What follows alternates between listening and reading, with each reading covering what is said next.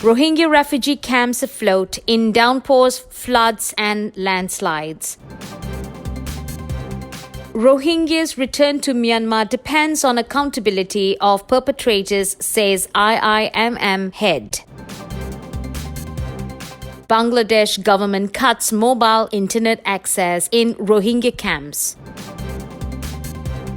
Many areas in Rohingya refugee camps at southern Cox's Bazar are badly affected by the downpours, causing massive floods and landslides. The southwestern monsoon of regional rainy season blowing angrily brought heavy rains on almost a daily basis, destroyed thousands of refugee makeshifts and set their belongings afloat down the flood in low areas and causing landslide in the mountainous areas as well. Thousands of refugees survived to save locations and fatal casualties are not reported yet. Some camps, especially in Leda, Down, are totally sank down the water, according to a victim. As all the temporary shelters of refugees are built up of light materials like bamboos, tarpaulins, papers, tins and woods, they are not strong enough to resist such an angry weather. Moreover, the random location of houses, improper water flowage and lack of civil plans are contributing factors in quickly responding to the weather. The government shutdown of mobile networks is also to be blamed as to be a troubling move in this kind of natural disaster, because refugees could not communicate each other for any cooperation and spreading information on any situations. Even it is reportedly impossible to look for the lost members of their lost family members. People are in urgent need of humanitarian assistance. The situation may get worse as the rainy season is reaching its peak days.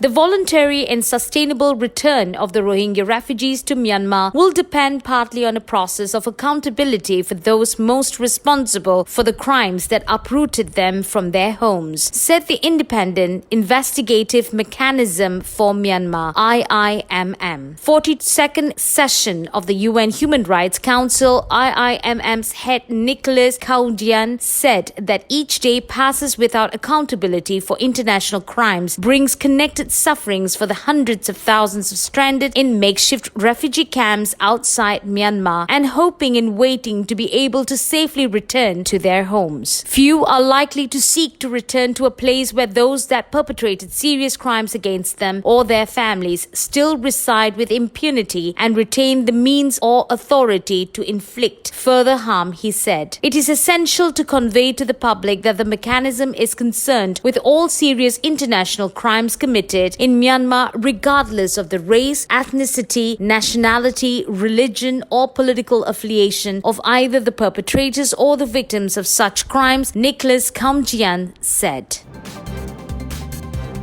The Bangladesh Telecommunication Regulatory Commission directed all the mobile phone operators to restrict 3G and 4G services in Ukhia and Teknaf, upazilas of Cox's Bazar, until further notice. Bangladesh cut access to 3G and 4G internet in Rohingya camps Tuesday in a further clampdown on communications among the refugees as Dhaka grows, increasingly frustrated with failed attempts to repatriate them back to Myanmar. After a meeting on September 2nd, a mobile operator suspended mobile data service in the upazilas between 5 p.m. and 6 a.m. every day, aiming to stop Rohingya refugees from digital communication. But 2G services will remain active, said S.M. Farhat, Secretary General of the Association of Mobile Telecom Operators of Bangladesh, said in a statement.